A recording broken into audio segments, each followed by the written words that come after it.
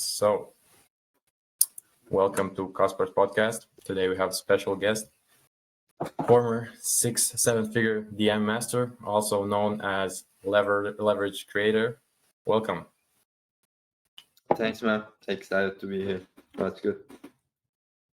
I'm excited to have you here, genuinely. So, I met you on X, and one thing that caught my attention was your transformation. So, you graduated as engineer, gained some experience in startup, made 40K on crypto and lost it all. Got screwed by your partner in cafe business.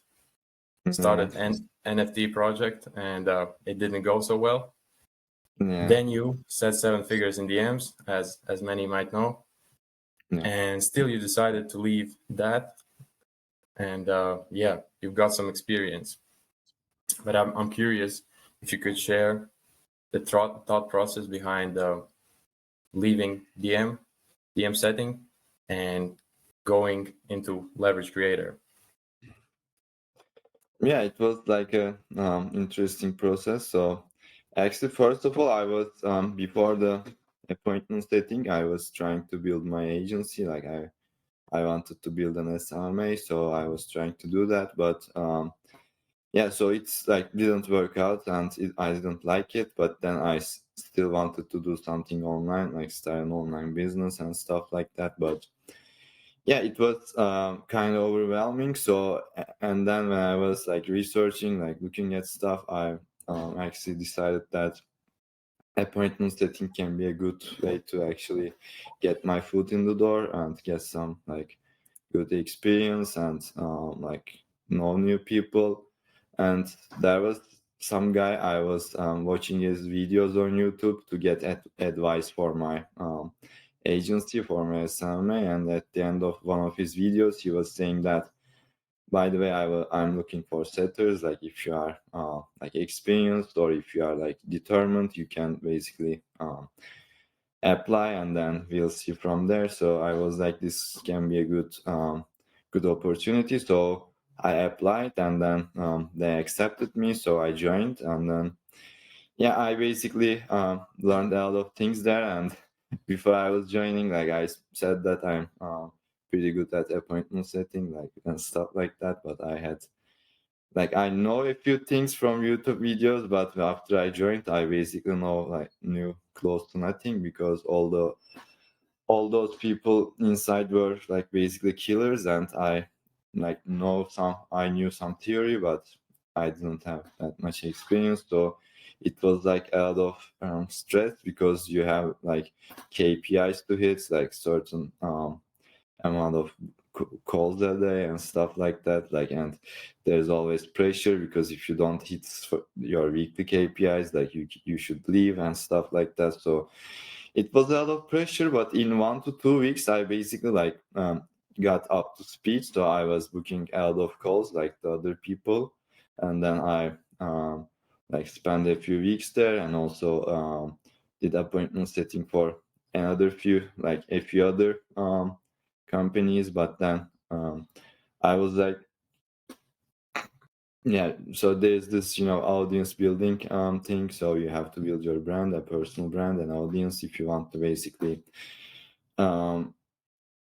if you want to basically make a lot of money, because just sending cold DMs or just sending cold emails is not enough, because there's all this competition and people are basically building fan bases and nobody knows you, so you just send cold DMs, it won't work. And I was just thinking about that. And another thing was actually it was very stressful because every day you get up and you booked 0 appointments that day, and you have to start from the ground up to send those messages again, book those appointments. So every day you had to book those appointments. But then so in my previous company, there were different booking links. So for example, each setter has a different booking link, and for example, the email list has a different booking link, so they can track that. If someone books a call from the email, let's say, they can track it, or for my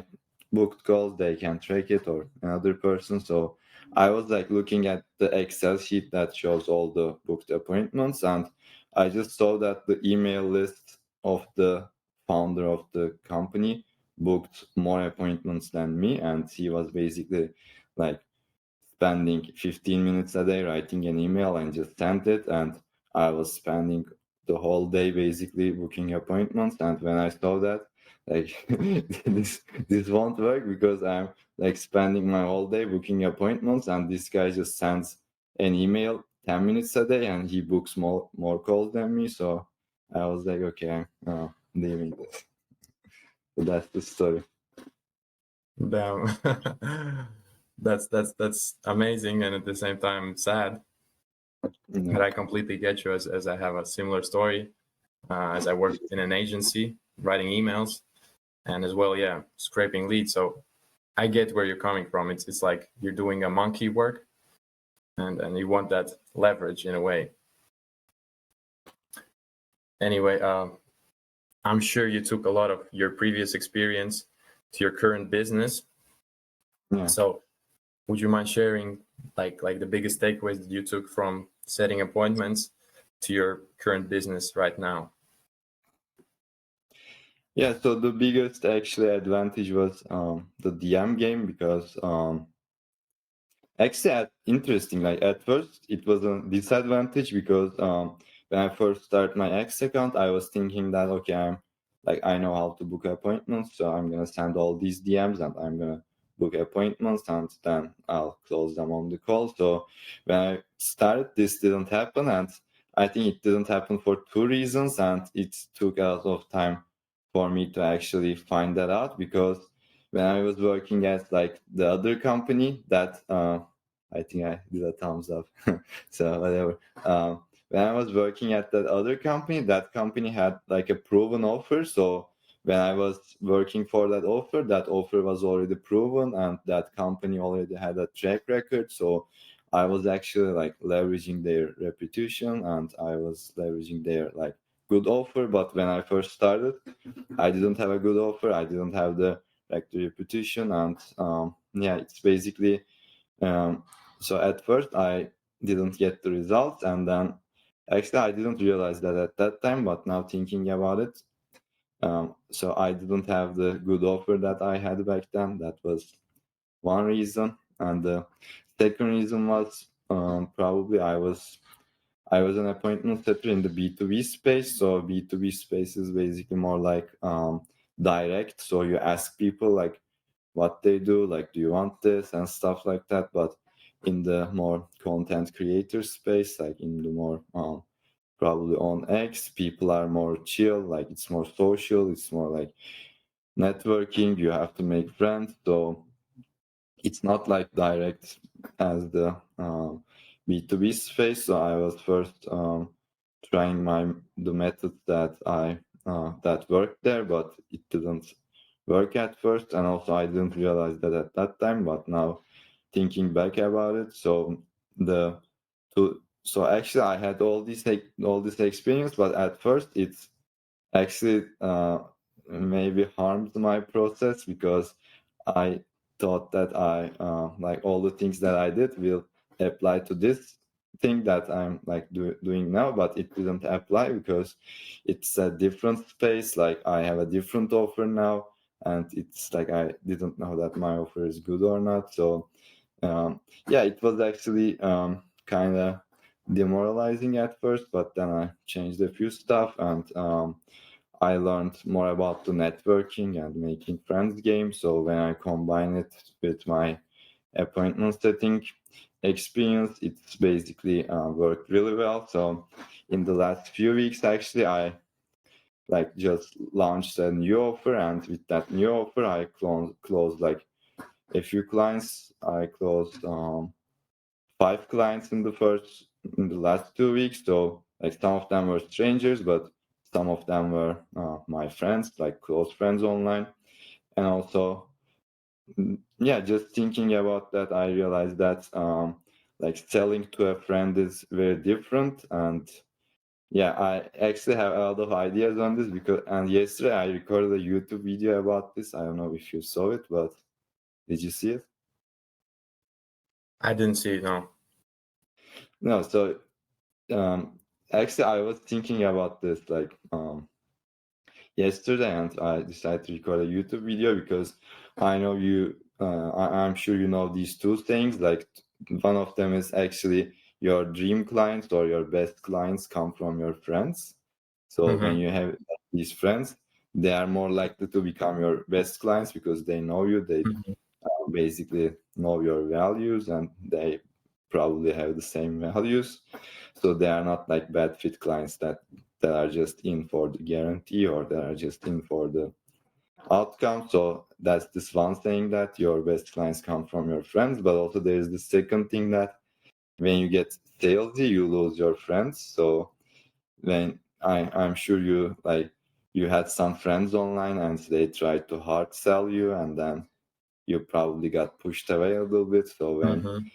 So when you try to sell to your friends, you can actually like make them pull away. So it's kind of a team balance, because your best clients will come from your friends, but if you sell to your friends in the wrong way, you'll lose your friends. So it's uh, I was just thinking about that yesterday and recorded a video about it.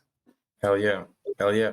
I've seen this pattern a lot of times because like I like that you come from this B2B space, and now we actually see why this pattern of selling comes in. So yeah, it's completely different approach here, but at the same time I look at it positively because it's amazing that you can work with people you actually enjoy. And I mean, the selling process is a bit different, right? You have to Yeah. be more patient, you have to have a bit longer chat, but it's Yeah. worth it. So yeah, I think that's really great advice.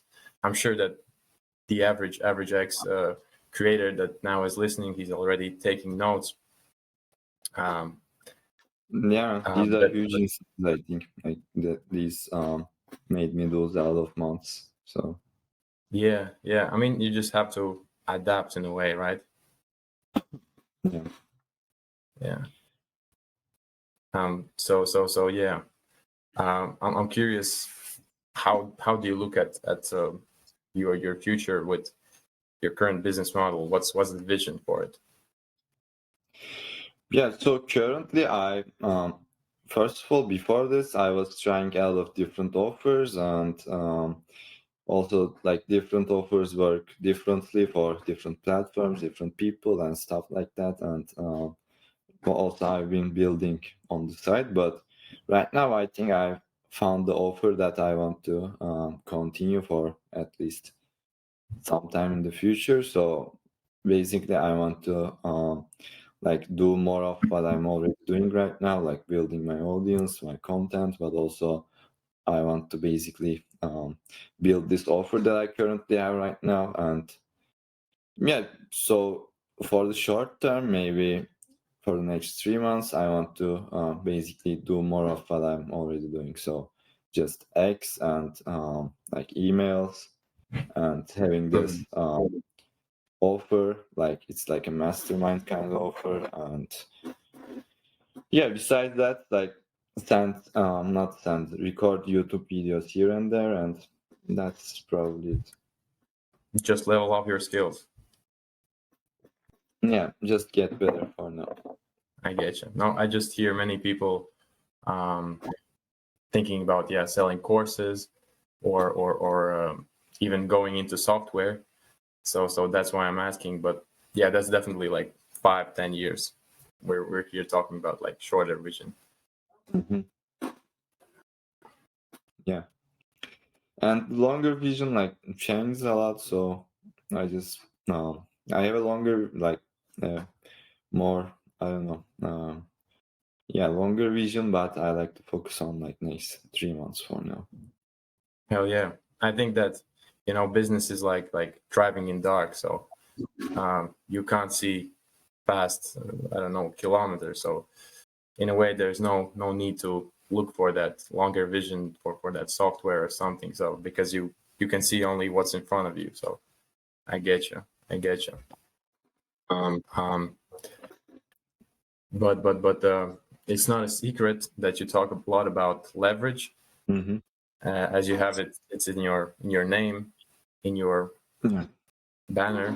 Yeah. So what's leverage for you? What do you think are the tasks that really move the lever forward? Yeah, leverage like it can be many things. It basically makes you get more return from the same input that you put. So it's like can be social leverage, for example, building an audience, like but with that audience, like if you have more relationships, more friends, that's even more leverage. So yeah, it can be your offer, as I told you. So again, good offer is a leverage. For example, I had a bad offer at first, and then I tried a lot, but couldn't get a lot of results. So it's like a lot of things. Yeah, but the main goal is for me right now to not to focus on the results that much, but actually focus on building the leverage that can make it easier for me to get results in the near future.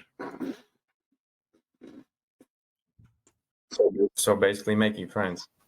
Making friends is the leverage. Yeah, making friends, like building your audience, also getting better at your game. So if you like, you can have a big audience, but if you also create like good content, your content is seen by more people. So yeah, it's a lot of things actually. At first, I was just when I thought about leverage, I was just thinking that I'll like just creating content and sales assets so that you can use them more than once. So I was like, that was my at first thought process. So like basically creating sales assets and you can use them more than once. So which is like a leverage. So creating like sales letters and stuff like that. But then I kind of changed the vision of it because yeah, it's also about the social leverage, like having the good offer, like the good branding, making friends. Yeah, all of that basically. Mm-hmm. So I know you have community as well. Mm-hmm. So how do you actually look at making friends? So it definitely takes time building relationships and getting to know people. Mm-hmm. So how do you do it? Do you talk to people personally? Do you hop on calls or do you have any system in place? Yeah, for the community, I actually so it's like at first I built my network because if you don't have a network, you can't build a community. So at first you have to build your network. So on X, like at first I built my network, like engaged with people, DM'd people, built relationships there, and then I decided to build a community because that's the next step in my opinion in order to like strengthen your relationships and stuff like that. So after I built the network, I decided to um, get those people into the community because I have all these friends and let's gather them in the same place. So yeah, after that I leveraged my network to basically build the community, and yeah, it's basically like for getting feedback, support, like I don't know, networking, sharing insights. So yeah, it became a cool place. Actually, I've been kind of neglecting it because I've been doing a lot of client work, but yeah, I have like I want to be more active there because there are a lot of people that there are a lot of cool people there, and it's like you share some stuff there, and people also like engage with you. You have good conversations, so it's yeah, it's good to have those genuine conversations on some other place. So with a lot of other people, and also the community has a huge leverage in my opinion because I was also thinking about that, and so I had a few clients that are kind of beginners, and they wanted to build a newsletter and sell with email, like build their email lists and stuff like that. And I was thinking that like we have all these big creators that are pushing the email thing. So like email has so much ROI. It's like you own your list. Like I make this much money on with email. I just send emails and make money and stuff like that. But when actually like you put it into action, when you are a beginner, it's really hard to grow your newsletter, because if you like don't have the authority, don't have the audience, like don't have the traffic, it's like, I know, almost impossible to build an email list, because with your email list, like you invite people and they basically join your email list because of you, like not any other reason. So you have this email list, and if they see you valuable, they basically like join your newsletter. But then I was thinking that actually for beginners, making friends and building a community might be a better approach, because it's hard to actually build an email newsletter when you are pretty small. So I was suggesting them to build a community, and when you build a community and invite people, so it's not just about you. So you can say that I have this community, do you want to join? But you can also say that I have this community of like 20 creators, and we are like killing it, and we have all these cool people inside. So when you actually invite people to the community, it's not just about you, and you can basically leverage other people. So when you are trying to like actually pull them into your community, you can also leverage your network. So it's a lot more effective, in my opinion. Mm-hmm. Yeah, it's basically like, yeah, as you said, it's leverage. So It's you build newsletter just this on like network, next level. and with that community, actually you are leveraging your, like basically you are leveraging other people to make your stuff valuable and make other people join, because also those other people I make the mean, community valuable. I think we got to the answer for the previous question. So I think this is the leverage. This is the thing that people should start. No wonders why Audrey was so big on it, on building community. It makes sense. Yeah, does she have a community, by the way? I don't know. Actually, I don't. I've thought about starting it, but I always have this thought in my mind that I have to be active in it. I'm committed. So yeah, I think it's not my biggest priority at the moment. But I think after this conversation, anything can happen. Yeah, it's not a must, by the way. I think like having friends, making friends is a must, but yeah, community is just extra. I don't know. Mm-hmm, mm-hmm. I actually know that we are short on time today. Mm-hmm. So on this note, I want to talk a bit more about something that isn't directly connected to business. It's your environment. So I'm not talking about environment only, but I'm talking about the place where you're coming from, the place where you're building from. So physically and spiritually as well. Mm-hmm. So I've seen you post photos of G-Wagons and S-Classes in your apartment area. And I was curious, how do you think these things, this abundant environment affect you in your creations? Yeah, I think that's a pretty huge point. I was also thinking about that, because like when I was in high school, when I was in university, I went to the schools that usually like people from higher income classes go, and so it's like when I was a student, like my family is doing well, but when I went to those schools, like all these people are basically super rich, so I was like kind of like confused. So it actually, I think, affected me a lot, because I don't know, that basically pushed me to like work harder and basically achieve more. So I think that has a huge impact, and it even has a like more. It even has more impact when you are like a child or student, in my opinion.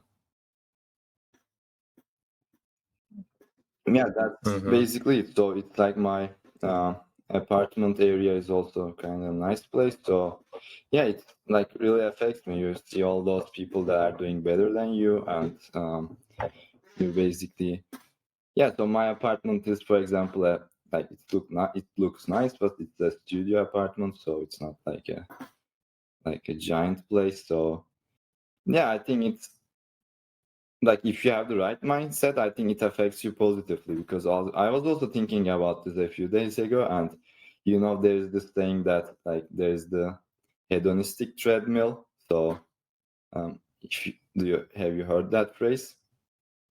Yeah. So for example, let's say I'm making this much money right now, I'm living in this neighborhood, and when I make more money, I basically move to a nicer neighborhood, but in that neighborhood all those people are doing better than me, so I feel bad. And then when I make more money, I move to a maybe nicer neighborhood, and I again feel bad. But it's like, I don't know, so you can still feel happy, and you can still like feel that you can do more. So I think it's a, I don't know, I think hedonistic treadmill, it's not like hedonistic that you always chase pleasure, but I think it's like good to have that, not hedonistic, but had that ladder, so that you are always in an environment that pushes you. So I think that's not a bad thing. Yeah, that makes sense. And I mean, it's all about how you look at things, because you can look at it from like, a bad mindset, like, oh, I'm chasing something, and definitely you can fall into that. But I think as men as we are, we should definitely have always something to look forward, next goal, next marathon, whatever, and yeah, it just makes you push further and makes your life worth living. Yeah, it's about You know, that progress, right? Getting to the next level, that process of getting to the next level. exactly. All right. I know you have to run to your box training. Won't. Yeah, we can have like 5 more minutes if you have any questions. Any more questions? I actually went through almost everything I wanted to talk about. But if you have something you actually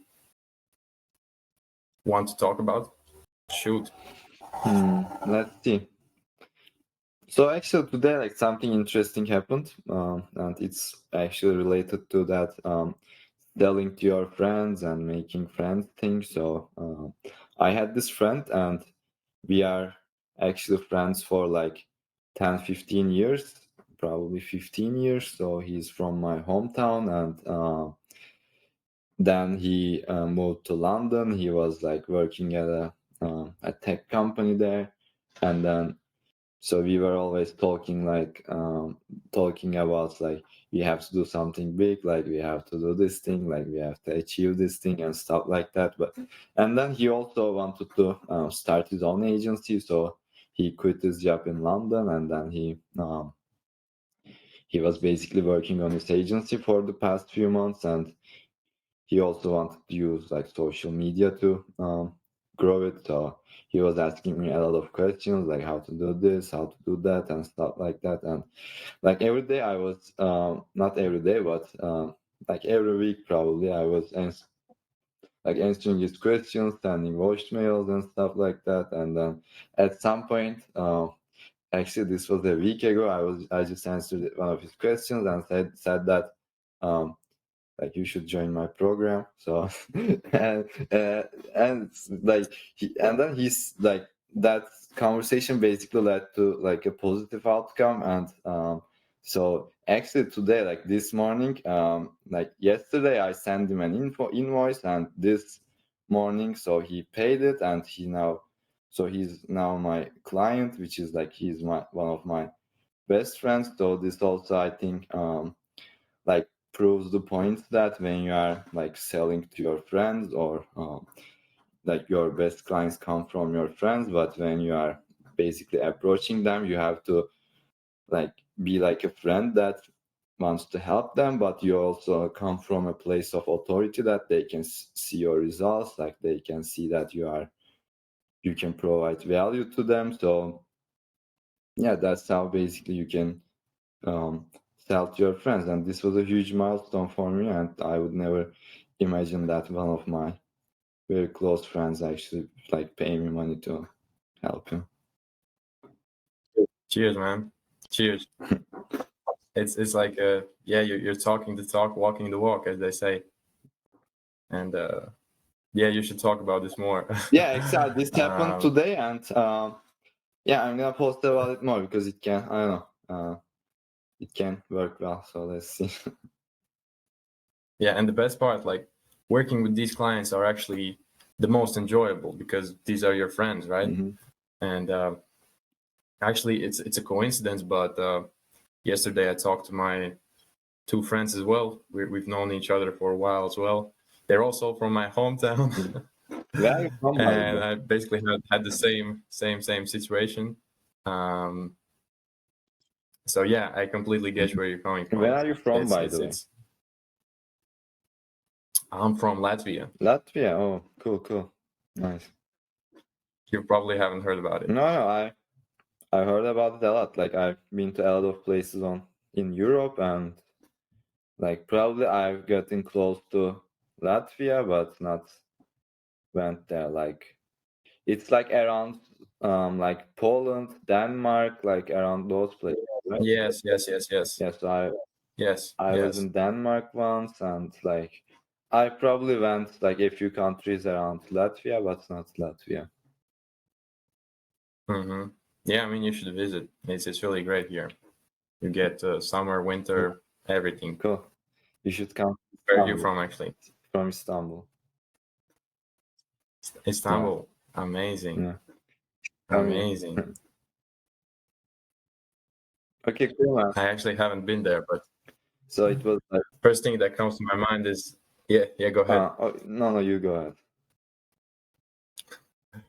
First thing that comes to my mind when I hear Istanbul, it's like big cities and pretty luxurious place. Yeah, it's so I guess like the luxurious side of Istanbul is like pretty small in my opinion, and yeah, it basically has everything. Like it basically has the good things, it has the bad things, it has like it's like Asia, but it's also like Europe. So it's also I'm sure you know it's in the middle of Asia and Europe. So it's yeah, it's like the it has basically something from everything. So it's kind of like that. Yeah, I mean, I actually hadn't really thought about Istanbul, but I'll definitely put it on my to-do list. Yeah, the cultural side of Istanbul is pretty big because, like, I don't know, a few hundred years ago and stuff like that, like the Roman Empire, Ottoman Empire, so they were, yeah. So Istanbul was basically like the capital of the world. Like, so let's say today, like New York is let's say, the capital of the world. Like, I'm just making it up, but so like a few hundred years ago, Istanbul was like that. So, so with like Roman Empire was the biggest empire before, and after that Ottoman Empire was the biggest empire. So, and Istanbul was the capital of both of those empires. So it has like a pretty rich historic background. Would you call yourself a patriot? No, not really. Okay, I respect that. All right, we can wrap this up. Yeah, cool. And yeah, it was cool talking to you. Yeah. I'm sure people will take a lot from this. So like, yeah, make friends. Good questions create good answers. So it's about good questions. True. It was nice chatting you, man. I gotta hop off. So yeah, cool. Let's talk about it later. All right. Bye. Peace.